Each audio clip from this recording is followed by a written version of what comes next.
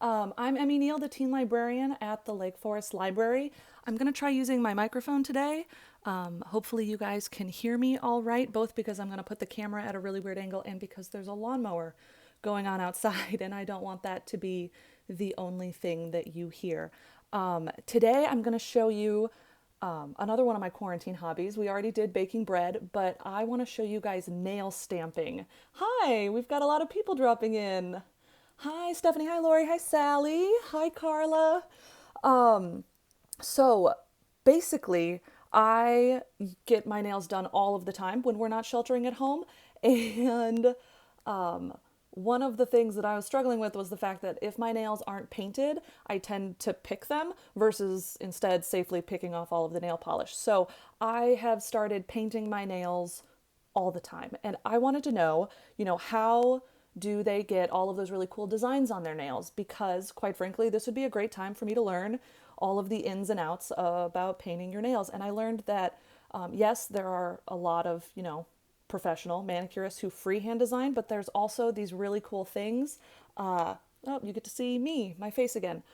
Nail stamping plates that there go my dogs, that I want to show you guys how to use. I just learned how to do it. So I'm not actually really good at it yet, but it's really, really fun. So let's rearrange the camera for you guys. We're going to try it this way so you guys can see my desk. Give me 1 second to get the angle, something everyone can live with. Okay. So here we are. These are called nail stamping plates. I just ordered mine off of the internet. This one is sort of a video game Dungeons and Dragons set with like a comic book stuff on the side. Look, there's us. This one was a flower garden. I just ordered a set of randoms off the internet. You can find them on Amazon. You can find them these were all from a company called Maniology. But basically, you just paint nail polish into the grooves. You scrape off the excess nail polish and then you pick it up with a stamper. So hopefully, this is the plate we're going to use today. It's got the 4 seasons. So up in the top left-hand corner here, we've got spring. I don't know if I can get the camera to focus on it if it's too close. No, we'll go a little further away. I did an umbrella with raindrops. This one is got like a geometric pattern.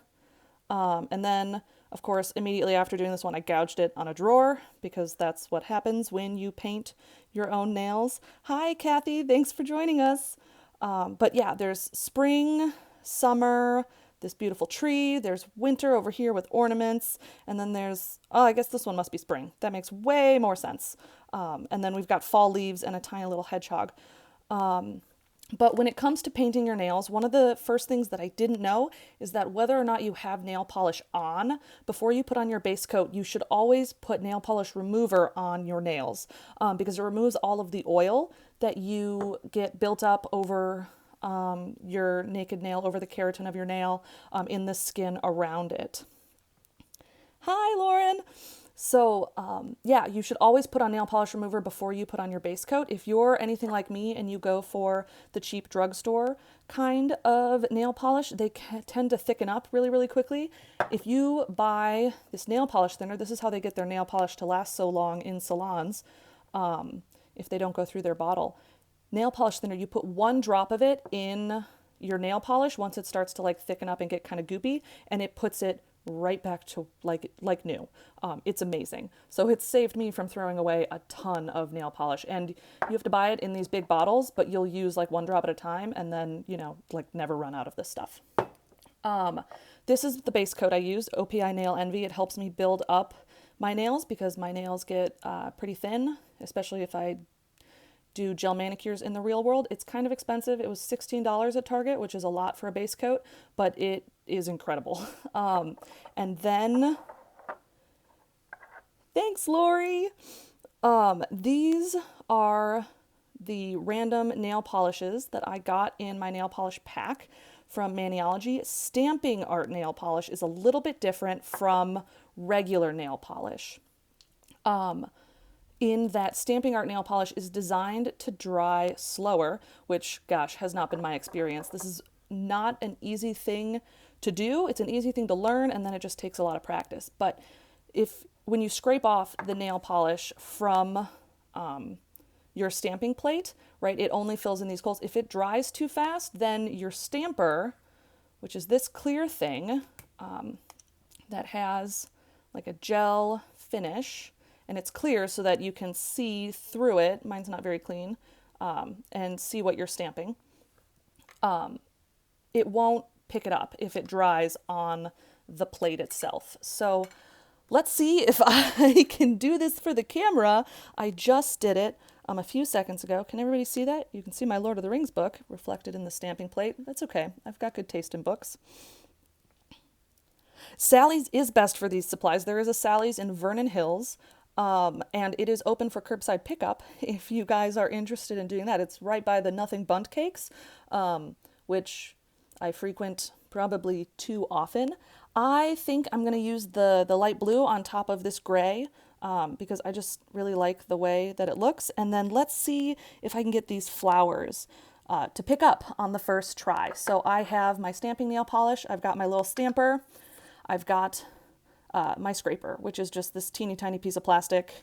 It's a little bit thinner than your Lake Forest Library card, which if you don't have one, you can call the reference desk and we will issue you a temporary library card if you're a Lake Forest resident. But we basically just paint it on, scrape it off, pick up the stamp, and we try to do all of it like within 5 seconds. So let's see if we can pull this off for the camera, which I have never done successfully. This is going to look both to you and to me like we're wasting a lot of nail polish, because we kind of are. So we've got it, we scrape it. I like to scrape it in 2 directions. We want to scrape it at a 45-degree angle, and then, whoop, fumble. We just massage it like that, and then fingers crossed for me, pick it up. How did we do? Okay, not bad. Not fantastic. That's not my best run, but you can clearly see there are some flowers, and then we also picked up like the little edge of this hedgehog and some stuff up here. So to clean that up, I just take the scraper and I just pull away the excess on the pad if I don't want to risk getting it on my nail. Because this specific design has such a large range, I really don't have to do this. In fact, I'm going to stop because I don't want to waste your time. Oh, whoops. We basically just take this, we flip it over. I'm going to do my index finger right here. Let's see if I can do it while looking at my stamper through the camera. Da-na-na-na. And we just stamp it into place. Please work on the first try. Please. Da-na-na-na. Oh, nope, didn't come up. I waited too long. There, see? So if you don't do it fast enough, it doesn't, oops, I'm too close to the camera. It doesn't quite stick. So let's do another one and see what we can get. Let's do these clouds maybe, or the rainbows. Something over here. I'm making a huge mess on my desk. We're just going to pretend like it's not happening. That's why nail polish remover was invented. So here we go. Clouds. There we go. So we picked up some clouds. I'm sorry, I'm off center here. And you just stamp it on. Those didn't come on again because, again, I was looking through the camera and not at my stamper. And if we do raindrops, right, these aren't coming out very clean because, well, because I didn't practice this enough. But it is really, really fun. I did both. Thanks for the hearts, guys.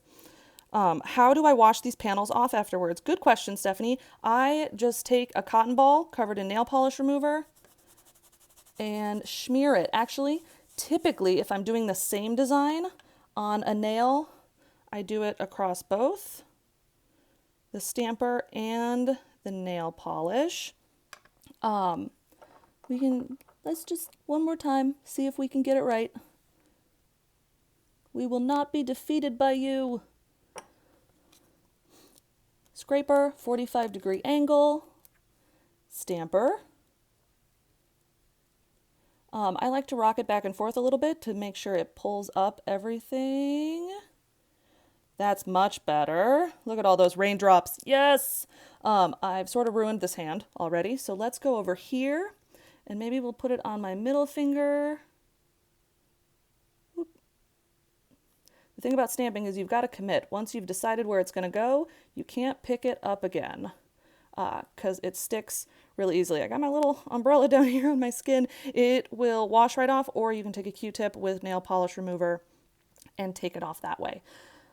So that's really all there is to it. Like I said, it takes quite a bit of practice to work on getting it, the timing right specifically. Everything else is actually not that difficult, right? The designs are really fun. It's just the repetition of the pattern. I just take nail polish remover to all of this stuff.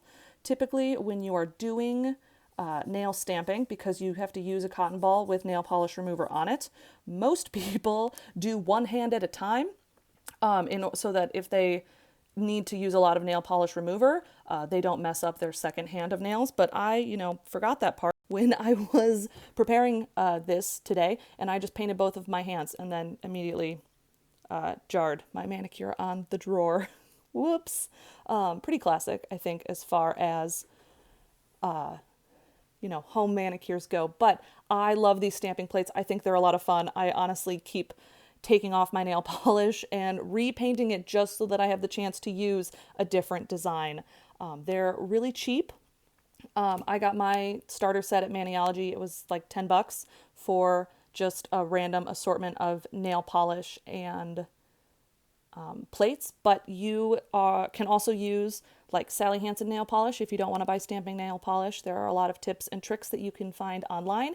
And if you have something flat and squishy, like for example, maybe a racquetball or a stress ball, you can use saran wrap, you can use nail polish, and you can do what's called negative stamping, which is where you paint a design on something and then when you peel it off, you can apply that peeled nail polish to your nail.